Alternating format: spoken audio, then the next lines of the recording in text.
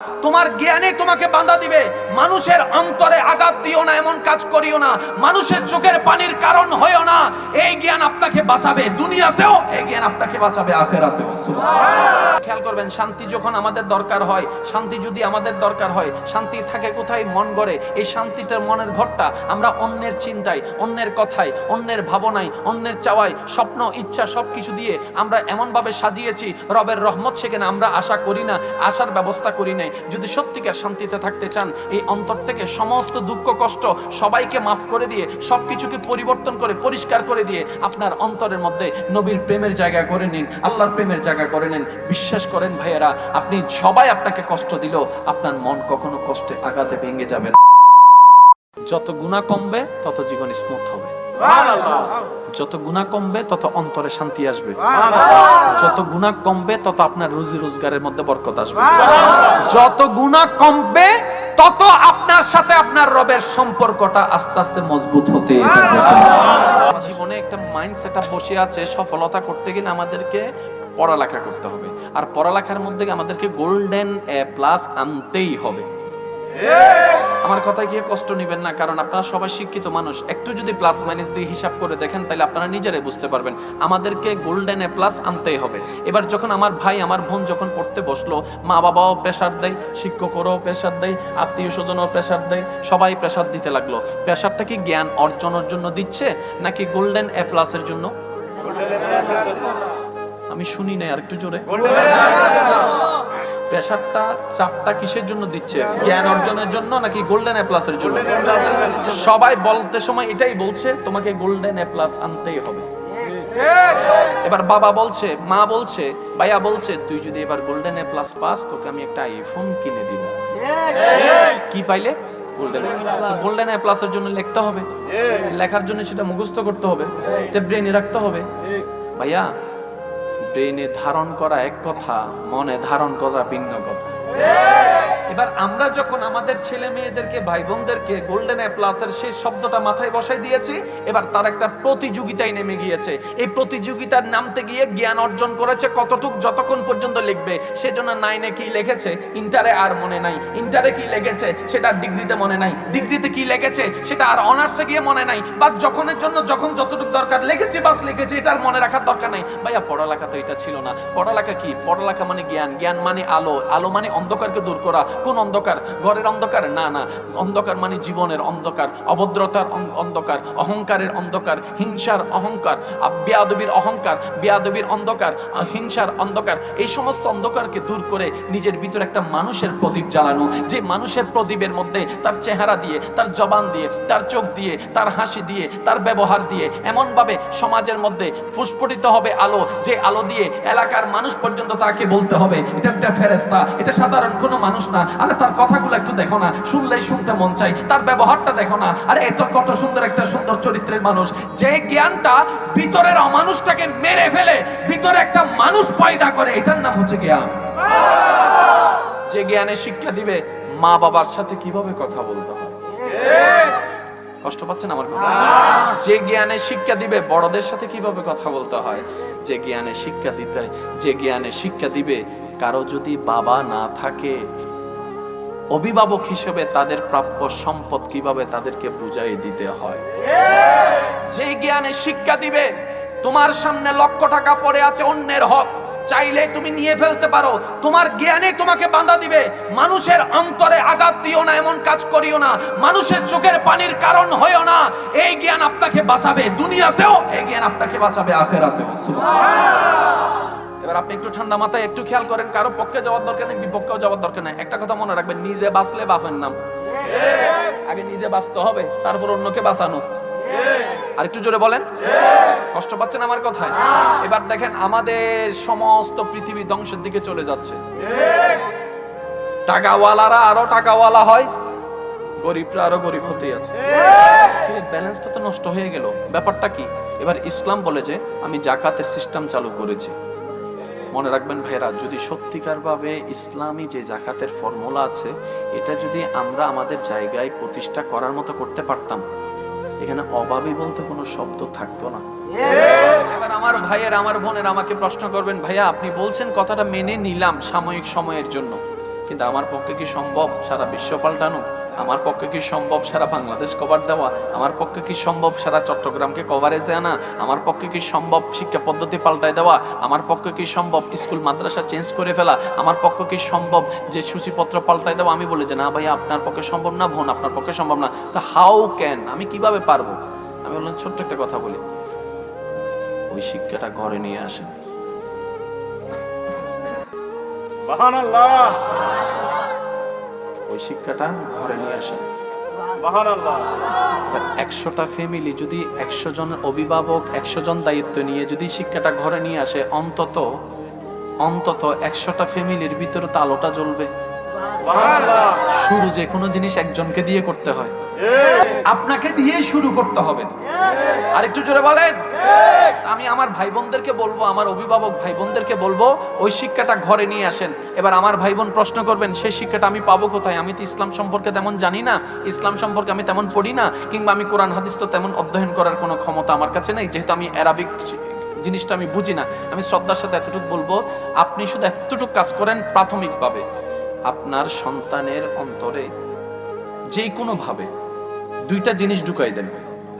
একটা হচ্ছে রবের প্রতি অটুট বিশ্বাস, দ্বিতীয় নম্বর হচ্ছে নবী রাহমাতুল লিল আলামিনের প্রতি অটুট প্রেম। বাস, আপনি 2টা জিনিস। এবার আমার ভাই বোন প্রশ্ন করবে, এটা আমি ঢুকাবো কিভাবে? আমি শুধু এতটুকু বলবো, যে কোনো কাজের মধ্যে সন্তান যখন কোন একটা সিচুয়েশনে, শুধু আপনি এতটুকু বলবেন, গুনার কথা বলবেন না, আব্বু এটা করিও না, আল্লাহ নারাজ হবে। সুবহানাল্লাহ। গুনার কথাও বলার দরকার নেই, জাহান্নামের কথা বলার দরকার নেই, ভয়টা জাহান্নামের নয়, রবের থাকা দরকার। আব্বু এই কাজটা করিও না, আল্লাহ নারাজ হবে। আব্বু এই কাজটা করো, আল্লাহ খুশি হবে। সুবহানাল্লাহ। আম্মু আম্মু এইভাবে চলিও না, আল্লাহ এবং নবী নারাজ হবে যে এইভাবে চলিও না। মা এভাবে চলো, এভাবে বলো, এভাবে করো, তোমার আল্লাহ তোমার নবী বড্ড খুশি হবে। হাসরের ময়দানে দেখবা যখন কেউ তোমার পাশে থাকবে না, তোমার রবের রহমত তোমাকে ঘিরে ধরে থাকবে, তোমার নবী তোমাকে খুঁজে খুঁজে বের করে দিবে। সুবহানাল্লাহ। তো সেই ছোট্ট বাচ্চা হ্যাঁ ও বুঝে না, না ও বুঝে না, কিন্তু ছোট্টবেলা থেকে যদি মা বাবার মুখে এই শব্দগুলা শুনে এই শব্দগুলা শুনে পরিচিত হয়ে যেতে পারে, বড় হওয়ার পরে ওই জিনিসটা তার দিলের মধ্যে বারবার আঘাত করবে, বারবার আঘাত করবে, বারবার আঘাত করবে। ওই আঘাতটাই তার অন্তরকে পরিষ্কার করে ফেলবে, যার কারণে ওই অন্তরে আর নোংরামি থাকতে পারবে না, ওই আলোটাই চলে আসবে। আমার কথা কি কেউ কষ্ট পাচ্ছেন না? ওই যে প্রথম বললাম, নিজে বাঁচলে বাপের নাম। একটু খেয়াল করবেন, শান্তি যখন আমাদের দরকার হয়, শান্তি যদি আমাদের দরকার হয়, শান্তি থাকে কোথায়? মন গড়ে। এই শান্তিটার মনের ঘরটা আমরা অন্যের চিন্তায়, অন্যের কথায়, অন্যের ভাবনায়, অন্যের চাওয়ায়, স্বপ্ন ইচ্ছা সবকিছু দিয়ে আমরা এমন ভাবে সাজিয়েছি, রবের রহমত সেখানে আমরা আশা করি না, আশার ব্যবস্থা করি নাই। যদি সত্যিকার শান্তিতে থাকতে চান, এই অন্তর থেকে সমস্ত দুঃখ কষ্ট সবাইকে মাফ করে দিয়ে, সবকিছুকে পরিবর্তন করে পরিষ্কার করে দিয়ে আপনার অন্তরের মধ্যে নবীর প্রেমের জায়গা করে নিন, আল্লাহর প্রেমের জায়গা করে নিন। বিশ্বাস করেন ভাইয়েরা, আপনি সবাই আপনাকে কষ্ট দিল, আপনার মন কখনো কষ্টে আঘাতে ভেঙে যাবে না। কারণ দুনিয়ার একটা নিয়ম হচ্ছে, যে দুনিয়ার পিছনে আমরা বারবার দৌড়াতে থাকি, যে দুনিয়াকে অর্জন করার জন্য পাগলের মতো উন্মাদ হয়ে থাকি, যে দুনিয়াকে পাওয়ার জন্য আমরা দিশা হারাই, আমরা দিশা হেরে এরকম করে পাগল পাগল করে পারা করে খুঁজি, এই দুনিয়ার একটা নিয়ম আছে, সেটা হচ্ছে এই দুনিয়া বারবার আপনার অন্তরকে ভেঙে দিবে, এই দুনিয়া বারবার আপনার হৃদয়কে ভেঙে দিবে, এই দুনিয়া বারবার আপনার মুখের হাসিকে কেড়ে নিবে, এই দুনিয়া বারবার আপনাকে আঘাত দিবে। আর আপনি জানেন আপনার রব কোন রব, কেমন রব? এই রব হচ্ছেন সেই রব, দুনিয়া যেই অন্তরটাকে বারবার ভেঙে চুরমাচুর করে দেয়, রবের রহমত ওই অন্তরকে বারবার রহমত দিয়ে জোড়া লাগায়। এবার সিদ্ধান্ত আপনার, সিদ্ধান্ত আমার, সিদ্ধান্ত আমাদের। যিনি জোড়া লাগাই দেয় ওনার দিকে যাব, নাকি যারা ভাঙ্গে দেয় তাদের দিকে যাব, সিদ্ধান্ত আমাদের। কিন্তু মনে রাখবেন, ওনার দিকে তখনও যেতে হবে যখন ইচ্ছা করবে না মৃত্যুবরণের। কুল্লু নাফসিন যায়িকাতুল মউতের মাধ্যমে ওনার কাছে যেতেই হবে। ইচ্ছা না করলেও কবর ঘরে থাকতে হবে, ইচ্ছা না করলেও মাটির সাথে বন্ধুত্ব করতেই হবে, ইচ্ছা না করলেও হাসরের ময়দানে যেতে হবে। তো যেতে যেহেতু হবেই বাধ্য হয়ে, আসুন না স্বইচ্ছায় তওবার মাধ্যমে সারেন্ডার করে রবের দিকে যেতে থাকি, যেখানে যেতেই হবে বাধ্যতামূলক ভাবে। এখন থেকে গেলে লাভ কি হবে জানেন? দুনিয়াও অর্জন করা হয়ে যাবে, পরকালও সজ্জিত হয়ে যাবে। সুবহানাল্লাহ। গুনাহ যখন এসেছে তখন কিন্তু বারবার এই কথাটা বেশি উঠেছে। হ্যাঁ, আমাদের গুনার কারণে, আমাদের অবদ্ধতার কারণে বারবার কিন্তু এই কথাটা আসছে, আপনারা হয়তো শুনেছেন। গুনাহ যখন বেড়ে যায় মূলত আসলে আমরা গুনার মধ্য দিয়ে মজা খুঁজি, এটা হচ্ছে আমাদের বোকামি। গুনার মধ্যে মজা থাকে না, গুনার মধ্যে মজাটা হচ্ছে কুয়াশার মতো। হ্যাঁ, দেখা যায় কিন্তু ধরা যায় না। গুনার মজাটা হচ্ছে সাময়িক, কষ্টটা হচ্ছে অনন্তকাল। তো কোনো বুদ্ধিমান তো 2 সেকেন্ডের শান্তির জন্য কখনো 2 ঘন্টা কষ্ট নিতে রাজি হবে না। এই যে আমরা এই বোকামি গুলা করি, আমরা মজা শব্দ ব্যবহার করে যা যা কাজ করি, আনন্দ শব্দ, এনজয় শব্দ ব্যবহার করে, আপনি আপনার জ্ঞান দিয়ে একটু বিবেচনা করে দেখেন, আমরা প্রত্যেকটা এনজয়ের মধ্যে আমরা গুনার কাজ করে ফেলতেছি। তাহলে সেই এনজয়টা আমাদের জন্য গুনাহ। কেমন গুনাহ? আমাদের যেটা দুনিয়াকেও ধ্বংস করে দিচ্ছে, আমাদের পরকালকেও ধ্বংস করে দিচ্ছে। এবার আপনি বলবেন এটা কিভাবে? আমি শ্রদ্ধার সাথে বলি, একটু একটু খেয়াল করবেন। গুনাহ আসলে আল্লাহ নারাজ হয়, গুনাহ হলে আল্লাহ নারাজ হয়, গুনাহ হলে আল্লাহ অসন্তুষ্ট হয়। এবার বলেন, জীবন সুখী করার জন্য কার রহমতের দরকার? আল্লাহ। রিজিক বাড়ার জন্য কার দয়ার দরকার? সুস্থতার জন্য কার দয়ার দরকার? সম্মানের জন্য কার দয়ার দরকার? কোন আল্লাহ যাকে আপনারা আমরা গুনাহ দিয়ে নারাজ করছি? এই নারাজ করার কারণে রহমতটা আসা বন্ধ হয়ে যায়, আমাদের জীবনটা আস্তে আস্তে বিভীষিকার দিকে চলে যায়, আগুনের দিকে চলে যায়।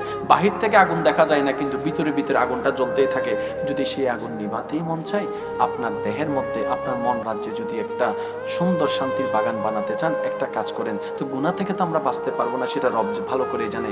রব বলে যে তাই তো আমি তোদের জন্য তওবার ব্যবস্থাটা খোলা রেখে দিয়েছি। বান্দা, তুই গুনাহ থেকে বাঁচবি না সেটা আমি জানি। তো গুনাহ হয়ে গেলে তোর তো নিয়ামত বন্ধ হয়ে যাবে। নিয়ামত রহমত বন্ধ হয়ে গেলে তোর জীবনটা তো অশান্তির হয়ে যাবে। তাহলে তোর শান্তির জন্য আমার রহমতের দরকার, আর আমার রহমতে বাধা দিচ্ছে তোর গুনাহ। একটা কাজ কর, তুই তওবা করতে থাক, তওবাটাকে জীবনের সঙ্গী বানাই ফেল। অন্তর থেকে বারবার আমি রবের কাছে অনুশোচনা নিয়ে তওবা করতে থাক। আমি মাফ করতেই থাকবো, মাফ করতেই থাকবো, মাফ করতেই থাকবো। যত তোকে মাফ করতেই থাকবো, অশান্ত জীবন শান্ত হবে, অশান্ত মন শান্তির হবে। আমি রব চাহে তো এই মাফটা এমন ভাবে একদিন হয়ে যাবে, তোর জাহান্নামা বন্ধ হয়ে যাবে, জান্নাতের দরজা খুলে যাবে। প্রশংসা, উৎসাহ খারাপকেও ভালো বানায় দিতে পারে। যেমন আপনার স্ত্রী কোন একটা কথা শুনে না, আপনি যদি ওই বিষয়টা নিয়ে ওনাকে প্রশংসা করেন, দেখবেন যে ওই গুণটা ওনার ভিতরে চলে আসবে। যেমন আপনার বউ আপনার মুখে মুখে কথা বলে, সাপোজ আপনি শুধু ওনাকে বলবেন, তুমি যখন আমার কথাগুলো খুব মনোযোগ দিয়ে শোনো, শ্রদ্ধার সাথে শোনো, আমার মনটা খুশি হয়ে যায়। এবার উনি জানে যে এটা উনি করে না, কিন্তু লজ্জায় বলতেও পারবে না, কিন্তু খুশি হবে প্রশংসা শুনে। এইভাবেই ওনার ভিতরে সেই গুণটা চলে আসবে। ঠিক না বেটা? এবার বলেন, আমরা কোন প্রচেষ্টা করি? এটার কারণে ভয়ে করা আসে। এবার ভয়ে করাটা আমরা পছন্দ করি না, আমরা বলি যে দিল থেকে করো, ভয়ে করিও না। এটাও চাই, আবার এমন কাজ করি যেটা ভয় দিয়ে হয়। মনে রাখবেন, ভয় দিয়ে হলে সামনে থেকে আপনাকে নমনম করবে, পিছনে গেলে ঠিক গালাগালিটা করবে। এটা আমার নবীর আদর্শ নয়। নবীজির আদর্শ হচ্ছে মায়া দিয়ে বিশ্ব জয় করা, ভালোবাসা দিয়ে বিশ্ব জয় করা। আপনি যেমন আপনার কোন একটা বন্ধু নামাজ পড়ে না, আমরা বেশিরভাগ ক্ষেত্রে কি করি? এই চল নামাজ পড়, এটা প্রথম। আর না হলে তার নামে যা বদনাম তা করি। আচ্ছা, বদনাম করে কি সে নামাজি হয়ে গেছে? বরং আমার গুনার পাল্লাটা বাড়ি হয়ে গেছে। আসেন না, এমন কিছু কাজ করি অন্তত যেটা কাজ না হলো আমার কাজটা যেন মোটামুটি সার্থক হয়। সেটা কি দোস্ত? আমার বড় ইচ্ছা কি, চিন্তা করতেছি তোরে বলে লাভ হবে, তুই কি আমার ইচ্ছা পূরণ করবি নাকি করবি না? আরে বল না, কি কিছু লাগবে না? তেমন কিছু না, তুই কি দিতে পারবি নাকি পারবি না চিন্তা করতেছি। আরে দোস্ত, জানটা পর্যন্ত তোর জন্য দিয়ে দিব, তুই কি বলস একবার চাইয়া দেখ না। দোস্ত, আজকে আমার একটা কথা রাখবি? বল কি? আমার বড্ড ইচ্ছা আজকের আসরের নামাজটা আমি আর তুই একসাথে দাঁড়ায় নামাজ পড়ব। আপনার বন্ধু এখানে না বলতে বলেন তো? পারবে না। আপনার বন্ধু এখানে না বলতে বলেন, তার বিবেক বলবে যে এটা আমার বলা সম্ভব নয়, কারণ এত আদর করে, এত মায়া করে কখনো কেউ বলেনি, কেউ। এবার সে নিজে থেকে কি বলবে? আমি তো মনে করেছিলাম তুই আইফোন চাইবি, আমি তো মনে করেছিলাম তুই আমার কাছে হোন্ডার চাবিটা চাইবি, আমি তো ভেবেছিলাম তুই আমার কাছে অমুকের নাম্বারটা চাইবি, আমি তো ভেবেছিলাম হয়তো আমার কাছে তুই টাকা চাইবি। তুই এটা কেন চাইলি? অন্য কিছু তো চাইতে পারতি। এবার আপনি মুস্কি হেসে বলবেন, আমি আমাদের বন্ধুত্বটা এই দুনিয়ার 2 দিনের সফরে দেখতে চাই না, আমি তোর সাথে আমার বন্ধুত্বের সম্পর্কটা জান্নাত পর্যন্ত দেখতে চাই। এবার আপনিই বলেন, সে ঠিক ঠিক ওলামায়ে কেরামের পাক জবানে আপনারা বারবার শুনেছেন, শুধু একটু স্মরণ করে দিচ্ছি। হাশরের ময়দানে অনেক এবাদত আল্লাহ ক্যান্সেল করবেন শুধু একটা কারণে, সে নিজে এবাদত করতে গিয়ে এমন অহংকার সে চলে গেল যে অন্য এবাদতহীন মানুষকে সে ছোটভাবে দেখতো, যে এবাদত করতো না তাকে একটু হেয় ভাবে দেখতো, ঘৃণার চোখে দেখতো। শুধু এই কারণে আল্লাহ অনেক এবাদতকে ক্যান্সেল করে দিবেন। রব্বে করিম বলবে, আমার বান্দা এবাদত করে নে, সেটা তোমার তো নাক গলার দরকার ছিল না। তুমি পারলে ভাই হিসেবে, বন্ধু হিসেবে, বাপ হিসেবে, অভিভাবক হিসেবে এতটুকু করতে পারতা। একজন মুসলিম ভাই হিসেবে তাকে উৎসাহ দিতে পারতা, পরামর্শ দিতে পারতা। তাকে হেয় করার অধিকার আমি তোমাকে দিই নাই, কারণ আমার বান্দা যা করবে হিসাব আমি নিব, কোনো বান্দা নেওয়ার অধিকার নাই। সুবহানাল্লাহ। এবার আপনি আমি যদি টোটাল হিসাবটা করি, এখানে সবাই ফেলের ঘরে, সবাই ফেলের ঘরে। এবার আসেন আমি আপনাদেরকে বলি, ওই যে প্রথম কথাই আমাদের মাথায় বসায় দিয়েছে কি, গোল্ডেন এ প্লাস পাইতেই হবে, ঠিক আছে? এবার কেউ যখন গোল্ডেন এ প্লাস পায়নি, এ গ্রেড পাইছে, সে আর খুশি হচ্ছে না, সে এখন ডিপ্রেশনে চলে গেছে। অনেক ছেলে মেয়ে দেখবেন সুইসাইড পর্যন্ত করে ফেলছে।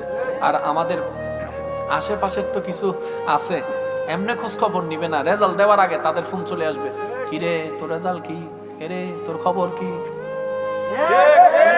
এমনি খোঁজ খবর নিবে না, ওই খোঁচা দেওয়ার জন্য। বোন, তোর ছেলে কি পাস করছে নি, ইচ্ছা করে খোঁচাবে। অর্থাৎ তুই জিন্দা থাক সেটা চাই না, তুই মর। তো আমি বললাম ঠিক আছে, ও মরে গেলে তোর লাভ কি? কয় না, আমি তো চাই না মরুক। তো মরার ব্যবস্থা করছো কেন? আমরা কত বোকা জানেন, আমরা চাই সবাইকে শেষ করে দিব, আমি থাকবো। আচ্ছা ধরলাম আপনি, আচ্ছা সারা পৃথিবীতে আপনি একা, আর কেউ নেই, থাকেন এক সপ্তাহ, সম্ভব না, সম্ভব না।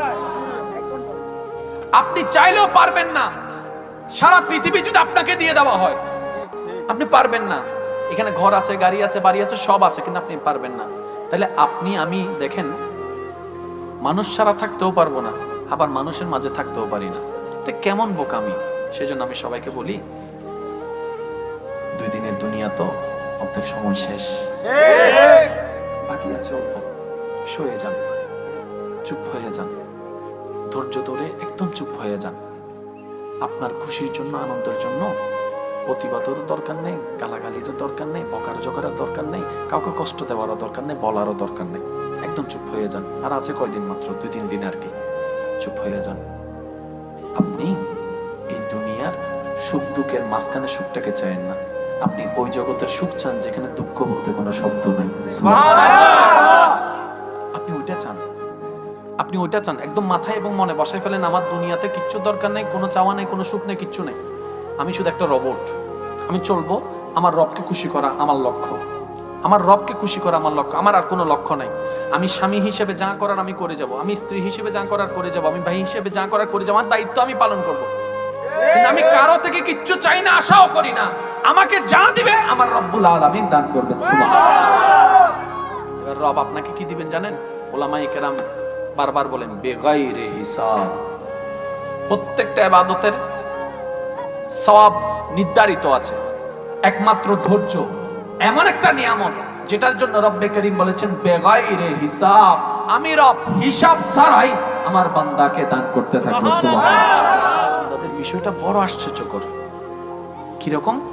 তারা হাঁটার পথে যদি পায়ে একটি কাঁটা ফুটে, ওই কাঁটার ব্যথায় যখন শরীর জর্জরিত হয়, ব্যথাটা লাগে, তারা যে কাঁটা ফুটলো ওইটার কারণে সে সবর ধরেছে, ধৈর্য ধরেছে, আউ করে নাই, কাউকে পিটাই নাই, বাস সবর সবর সবর। বাস এই সবরের কারণে তার গুনাহ মাফ হয়ে যায়, তার দরজাটা বুলন্দ হয়ে যায়। কি ফুটলে? এবার আপনার আমার কি প্রত্যেকদিন কাঁটা ফুটা লাগবে? না। কথাও তো একটা কাঁটা, ঠিক ঠিক। মানুষের গুতাও তো একটা কাঁটা, স্বামীর বকাটাও তো একটা কাঁটা, স্ত্রীর বকাটাও তো একটা কাঁটা, আপনার বড় লোকের বকাটাও তো একটা কাঁটা। যত কাঁটা আসুক শুধু এতটুকু বলবেন, ইয়া রব আমাকে ধৈর্য ধারণ করার তৌফিক দান করো, মওলা আমাকে ধৈর্য ধারণ করার তৌফিক দান করো। আল্লাহ তুমি আমাকে জবান দিয়েছো বলার জন্য, এই জবানটা যেন কারো কষ্টের জন্য আমার না খুলে আল্লাহ তুমি সে তৌফিক দান করো। মওলা তুমি আমাকে হাত দিয়েছো, শক্তি দিয়েছো, এই হাতটা যেন কারো শরীরে আঘাতের কারণ না হয়, মওলা সে তৌফিক দান করো।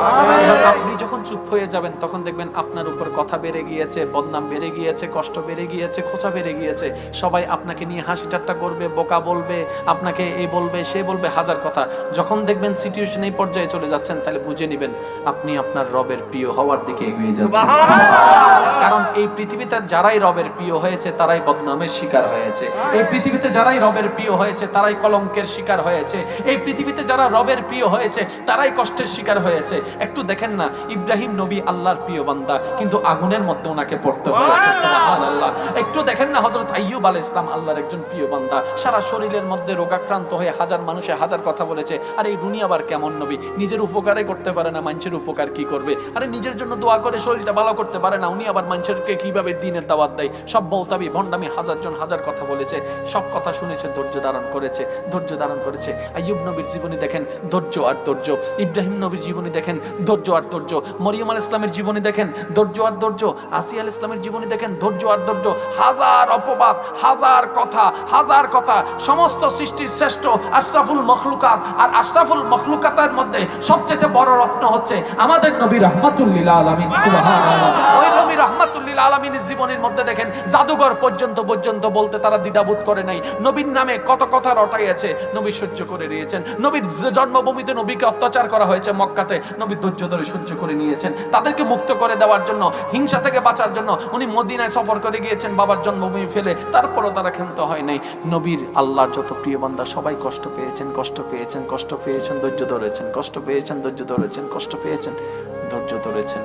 যতই ধৈর্য ধরেছেন, বিশ্ববাসীর কাছে ক্লিয়ার হয়ে গেল রবের কাছে আসার হাজারটা মাধ্যমের একটা মাধ্যম হচ্ছে ধৈর্য লাগবে, ধৈর্য লাগবে, সহ্য লাগবে। রব্বে করিম বলে, ওয়াস্তাঈনু বিস-সাবরি ওয়াস-সালাহ। বাস এই কথাটা মাথায় রাখবেন। আমি নামাজটা পড়তে পারলে আমার রব খুশি হবে, আমি ওযুটা বানালে আমার রব খুশি হবে। আপনি শুধু এই চিন্তাটা একটু মাথায় নেন, এই চিন্তাটা একটু মনে নেন যে আমার রব খুশি হবে, তারপর আপনি নিজেই দেখতে পাবেন ওই কাজের মধ্যে আপনি হাজার গুণ বেশি স্পিড অনুভব করবেন। আপনি যে বলছেন না আমি চাই কিন্তু পারি না, আপনি পারবেন। হ্যাঁ, একদিনে সম্ভব নয়, এক সপ্তাহ সম্ভব নয়। বান্দা যখন লাগাতার চেষ্টা করতেই থাকে রবকে খুশি করার জন্য, একটা দিন যখন চলে আসবে আপনার সমস্ত ধৈর্য রবের কাছে পছন্দ হয়ে যাবে, সেদিন রব দেখবেন আপনাকে নিজে থেকে সাহায্য করা শুরু করবে। কিন্তু একদিনে হবে, একদিনে হবে, এক সপ্তাহে হবে, চেষ্টা করতে হবে। আজকে থেকে মাথায় কি বসায় রাখবেন? আমি নামাজটা পড়লে আমার রব খুশি হবে।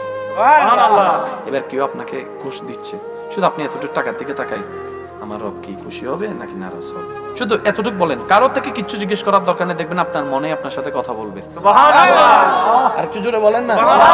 আপনাকে পরামর্শ দেওয়ার জন্য কাউকে লাগবে না, আপনার দিলে আপনার জন্য যথেষ্ট। এই যে যেমন আপনার সামনে একটা মদের বোতল আছে, একটা পানি আছে, আপনি মদের দিকে তাকালেন, শুধু এতটুকু প্রশ্ন করেন, আচ্ছা আমি তো এটা আমার দিল খাইতে ইচ্ছা করছে, মন খাইতে ইচ্ছা করছে, আচ্ছা এটা খাইলে কি আমার রব খুশি হবে নাকি নারাজ হবে? দেখবেন যে আপনি বলতে দেরি আপনার মনেই উত্তর দিবে, নারাজ হবে, নারাজ হবে, নারাজ হবে। বান্দা ভাবতে থাকে, কিরে এই কথা কে বলে? সুবহানাল্লাহ। এই কথা কে বলে? বলে যে দিল বলে।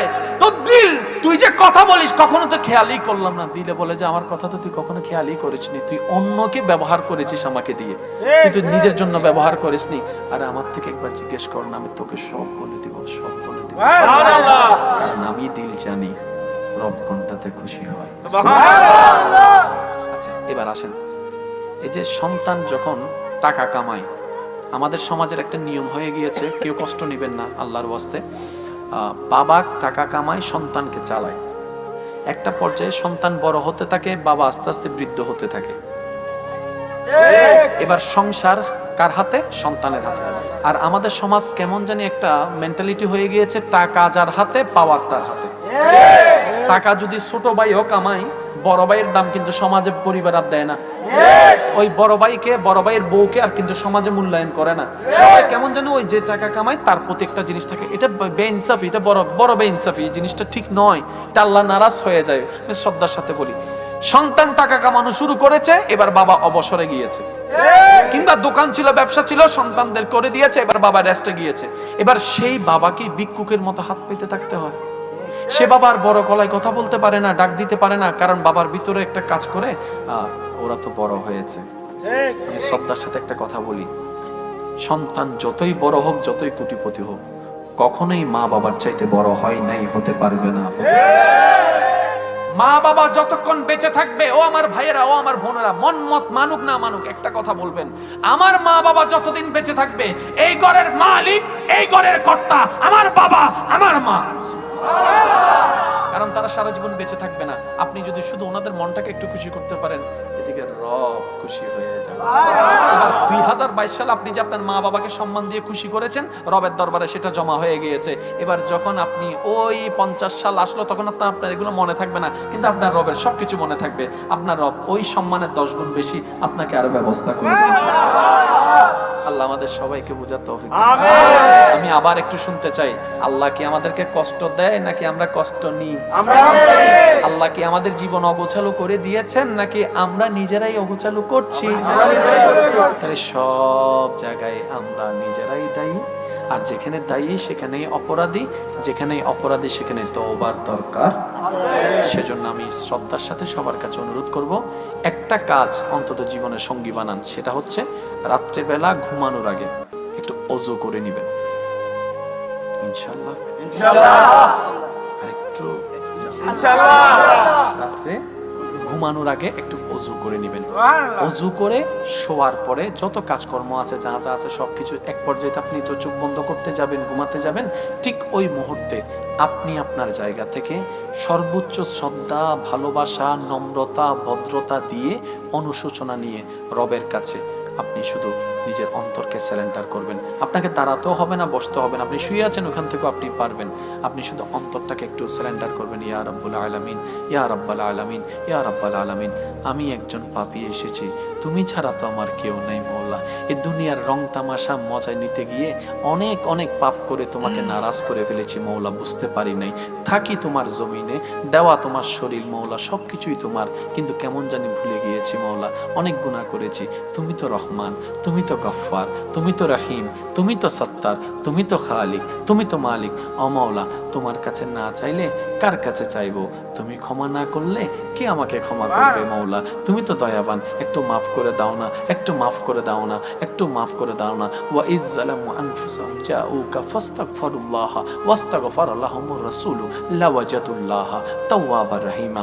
ও আল্লাহ, আমার দিকে তাকাইও না, যে নবীর উম্মত বানাই আমাকে দামি বানাইয়েছো, ওই নবী রাহমাতুল লিল আলামিনের দিকে তাকাই, একটু মাফ করে দাও না। ও আল্লাহ, তুমি তো বড় দয়াবান, তোমার দয়া থেকে তো কেউ মারুম হয় না। ও মওলা, তুমি তো ফেরাউনের উপরও দয়া করেছো, যদিও সে বুঝতে পারে নাই। তোমার দয়া তো নমরুদের উপরও ছিল, যদিও সে মূল্যায়ন করতে জানে নাই। মওলা, আমাকে একটু মাফ করে দাও না, যেন আমি তোমার প্রিয় বান্দা হয়ে কবরে যেতে পারি, তোমার নবীর প্রিয় উম্মত হয়ে যেন হাসরে উঠতে পারি। এইভাবে যদি জীবনে অভ্যাসটা করে ফেলেন, এই তওবাটা সাথে দরুদ শরীফ, যেটা নবীর হক, এই দরুদ শরীফটা যতটুকু পারেন আপনি অন্তর থেকে নবীর উপর দরুদ শরীফ পড়লেন। এভাবে যদি জীবনে একটা কর্মকে আমরা সংযুক্ত করতে পারি, মরণ পর্যন্ত যদি এই কাজটা আপনি 100 বার করার সুযোগ পান, একটু কল্পনা করে দেখেন তো, 100 বার করার একবারের কোন তওবা যদি আল্লাহর দরবারে কবুল হয়ে যায়, একবারের কামিয়াব, কামিয়াব। কারণ আল্লাহ পাক বলছেন, ও বান্দারে লা তাকনাতু মির রাহমাতিল্লাহ, সবার থেকে তুই নিরাশ হতে পারিস, কিন্তু আমার থেকে নিরাশ হইস না, কারণ আমার বান্দা আমার থেকে নিরাশ হওয়াটা আমার পছন্দই না। সুবহানাল্লাহ। সবাই তোকে ফিরিয়ে দিবে, আমি তোকে ফিরাবো না। লা তাকনাতু মির রাহমাতিল্লাহ, ইন্নাল্লাহ ইয়াগফিরুজ যুনুবা জামিআ। তুই মাপ চাইবি একবার, আমি ক্ষমা করে দিতে রাজি আছি সারা জীবন। সুবহানাল্লাহ।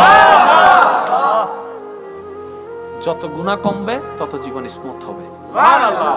যত গুনাহ কমবে তত অন্তরে শান্তি আসবে, সুবহানাল্লাহ।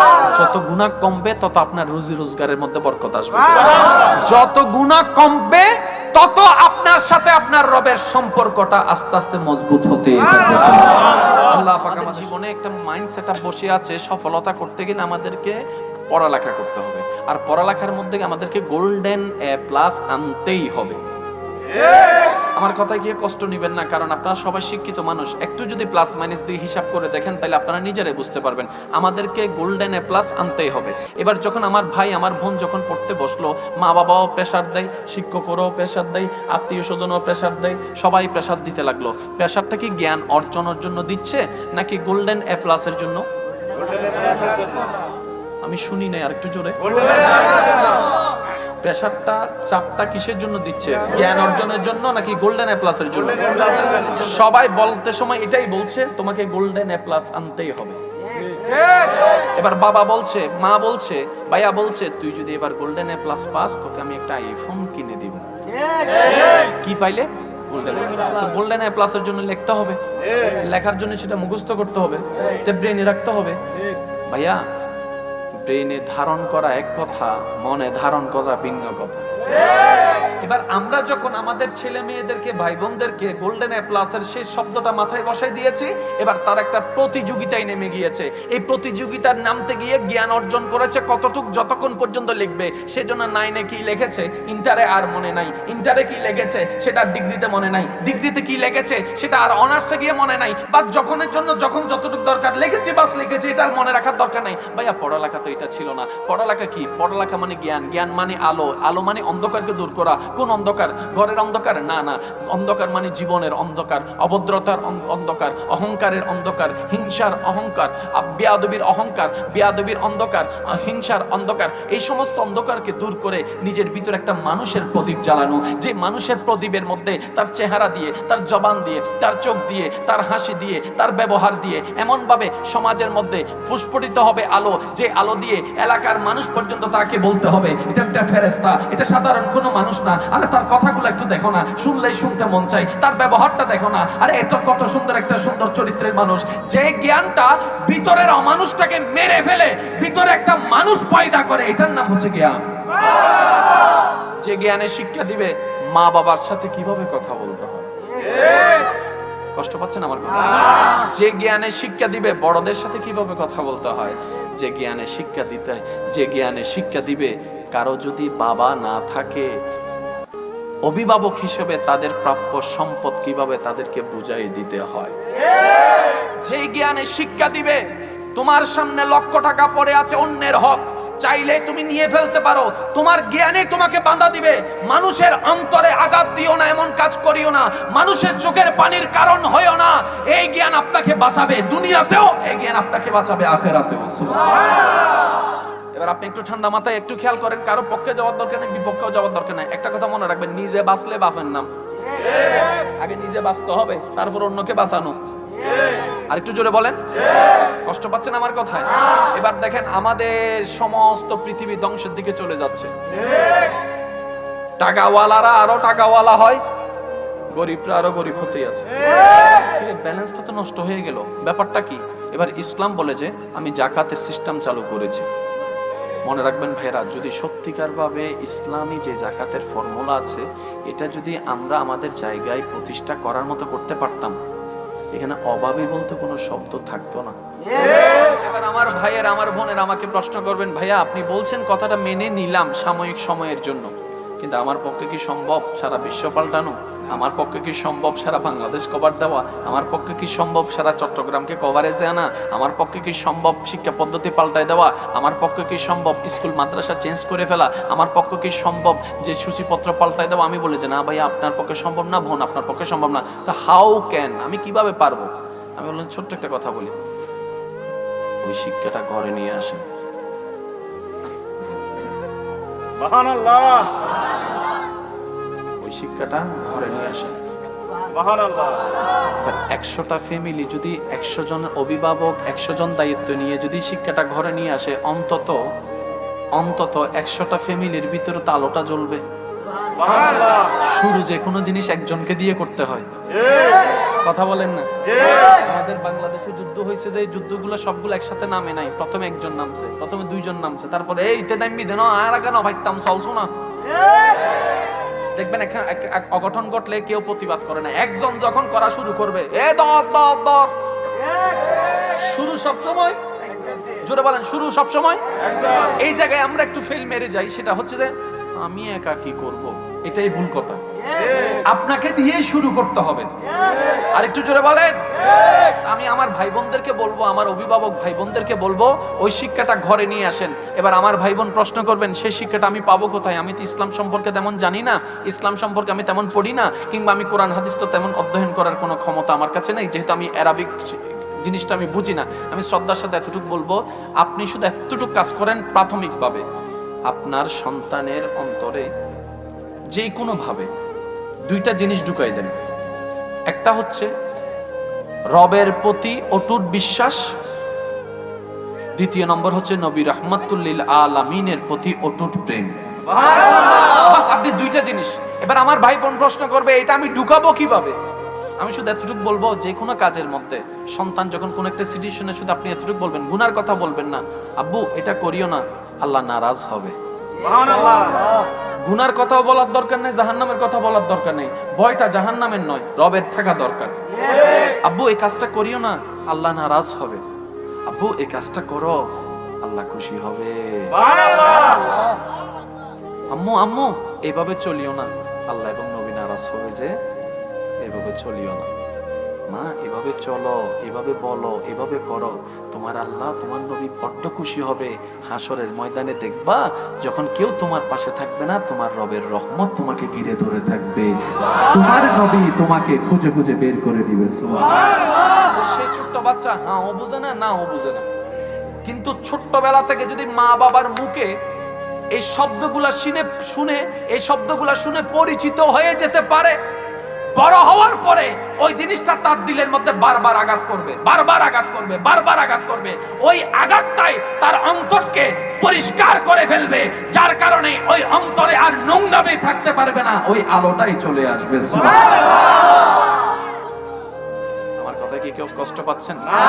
ওই যে প্রথম বললাম, নিজে বাঁচলে বাপের নাম। একটু খেয়াল করবেন, শান্তি যখন আমাদের দরকার হয়, শান্তি যদি আমাদের দরকার হয়, শান্তি থাকে কোথায়? মন গড়ে। এই শান্তিটার মনের ঘরটা আমরা অন্যের চিন্তায়, অন্যের কথায়, অন্যের ভাবনায়, অন্যের চাওয়ায়, স্বপ্ন ইচ্ছা সবকিছু দিয়ে আমরা এমন ভাবে সাজিয়েছি, রবের রহমত সেখানে আমরা আশা করি না, আশার ব্যবস্থা করি নাই। যদি সত্যিকার শান্তিতে থাকতে চান, এই অন্তর থেকে সমস্ত দুঃখ কষ্ট সবাইকে মাফ করে দিয়ে, সবকিছুকে পরিবর্তন করে পরিষ্কার করে দিয়ে, আপনার অন্তরের মধ্যে নবীর প্রেমের জায়গা করে নিন, আল্লাহর প্রেমের জায়গা করে নিন। বিশ্বাস করেন ভাইয়েরা, আপনি সবাই আপনাকে কষ্ট দিল, আপনার মন কখনো কষ্টে আঘাতে ভেঙে যাবে না। কারণ দুনিয়ার একটা নিয়ম হচ্ছে, যে দুনিয়ার পিছনে আমরা বারবার দৌড়াতে থাকি, যে দুনিয়াকে অর্জন করার জন্য পাগলের মতো উন্মাদ হয়ে থাকি, যে দুনিয়াকে পাওয়ার জন্য আমরা দিশা হারাই, আমরা দিক দিশা হেরে এরকম করে পাগল পাগল করে পারা করে খুঁজি, এই দুনিয়ার একটা নিয়ম আছে, সেটা হচ্ছে এই দুনিয়া বারবার আপনার অন্তরকে ভেঙে দিবে, এই দুনিয়া বারবার আপনার হৃদয়কে ভেঙে দিবে, এই দুনিয়া বারবার আপনার মুখের হাসিকে কেটে নিবে, এই দুনিয়া বারবার আপনাকে আঘাত দিবে। আর আপনি জানেন আপনার রব কোন রব, কেমন রব? এই রব হচ্ছেন সেই রব, দুনিয়া যে অন্তরটাকে বারবার ভেঙে চুরমাচুর করে দেয়, রবের রহমত ওই অন্তরকে বারবার রহমত দিয়ে জোড়া লাগায়। এবার সিদ্ধান্ত আপনার, সিদ্ধান্ত আমার, সিদ্ধান্ত আমাদের। যিনি জোড়া লাগাই দেয় ওনার দিকে যাব, নাকি যারা ভাঙ্গে দেয় তাদের দিকে যাব, সিদ্ধান্ত আমাদের। কিন্তু মনে রাখবেন, ওনার দিকে তখনও যেতে হবে যখন ইচ্ছা করবে না মৃত্যুবরণের। কুল্লু নাফসিন যায়িকাতুল মউতের মাধ্যমে ওনার কাছে যেতেই হবে। ইচ্ছা না করলেও কবর ঘরে থাকতে হবে, ইচ্ছা না করলেও মাটির সাথে বন্ধুত্ব করতেই হবে, ইচ্ছা না করলেও হাসরের ময়দানে যেতে হবে। তো যেতে যেহেতু হবেই বাধ্য হয়ে, আসুন না স্বইচ্ছায় তওবার মাধ্যমে সারেন্ডার করে রবের দিকে যেতে থাকি, যেখানে যেতেই হবে বাধ্যতামূলক ভাবে। এখন থেকে গেলে লাভ কি হবে জানেন? দুনিয়া অর্জন করা হয়ে যাবে, পরকালও সজ্জিত হয়ে যাবে। সুবহানাল্লাহ। করোনা যখন এসেছে তখন কিন্তু বারবার এই কথাটা বেশি উঠেছে। হ্যাঁ, আমাদের গুনার কারণে, আমাদের অবদ্ধতার কারণে বারবার কিন্তু এই কথাটা আসছে, আপনারা হয়তো শুনেছেন। গুনাহ যখন বেড়ে যায়, মূলত আসলে আমরা গুনার মধ্য দিয়ে মজা খুঁজি, এটা হচ্ছে আমাদের বোকামি। গুনার মধ্যে মজা থাকে না, গুনার মধ্যে মজাটা হচ্ছে কুয়াশার মতো, হ্যাঁ দেখা যায় কিন্তু ধরা যায় না। গুনার মজাটা হচ্ছে সাময়িক, কষ্টটা হচ্ছে অনন্তকাল। তো কোনো বুদ্ধিমান তো 2 সেকেন্ডের শান্তির জন্য কখনো 2 ঘন্টা কষ্ট নিতে রাজি হবে না। এই যে আমরা এই বোকামিগুলা করি, আমরা মজা শব্দ ব্যবহার করে যা যা কাজ করি, আনন্দ শব্দ, এনজয় শব্দ ব্যবহার করে, আপনি আপনার জ্ঞান দিয়ে একটু বিবেচনা করে দেখেন, আমরা প্রত্যেকটা এনজয়ের মধ্যে আমরা গুনার কাজ করে ফেলতেছি। তাহলে সেই এনজয়টা আমাদের জন্য গুনাহ। কেমন গুনাহ? আমাদের যেটা দুনিয়াকেও ধ্বংস করে দিচ্ছে, আমাদের পরকালকেও ধ্বংস করে দিচ্ছে। এবার আপনি বলবেন এটা কিভাবে? আমি শ্রদ্ধার সাথে বলি, একটু খেয়াল করবেন। গুনাহ আসলে আল্লাহ নারাজ হয়, গুনাহ হলে আল্লাহ নারাজ হয়। হয়, গুনাহ হলে আল্লাহ অসন্তুষ্ট হয়। এবার বলেন, জীবন সুখী করার জন্য কার রহমতের দরকার? রিজিক বাড়ার জন্য কার দয়ার দরকার? সুস্থতার জন্য কার দয়ার দরকার? সম্মানের জন্য কার দয়ার দরকার? কোন আল্লাহ যাকে আপনারা আমরা গুনাহ দিয়ে নারাজ করছি? এই নারাজ করার কারণে রহমতটা আসা বন্ধ হয়ে যায়, আমাদের জীবনটা আস্তে আস্তে বিভীষিকার দিকে চলে যায়, আগুনের দিকে চলে যায়। বাহির থেকে আগুন দেখা যায় না, কিন্তু ভিতরে ভিতরে আগুনটা জ্বলতেই থাকে। যদি সেই আগুন নিভাতেই মন চায়, আপনার দেহের মধ্যে, আপনার মন রাজ্যে যদি একটা সুন্দর শান্তির বাগান বানাতে চান, একটা কাজ করেন। তো গুনাহ থেকে তো আমরা বাঁচতে পারবো না, সেটা রব ভালো করে জানে। রব বলে যে তাই তো আমি তোদের জন্য তওবার ব্যবস্থাটা খোলা রেখে দিয়েছি। বান্দা তুই গুনাহ থেকে বাঁচবি না সেটা আমি জানি, তো গুনাহ হয়ে গেলে তোর তো নিয়ামত বন্ধ হয়ে যাবে।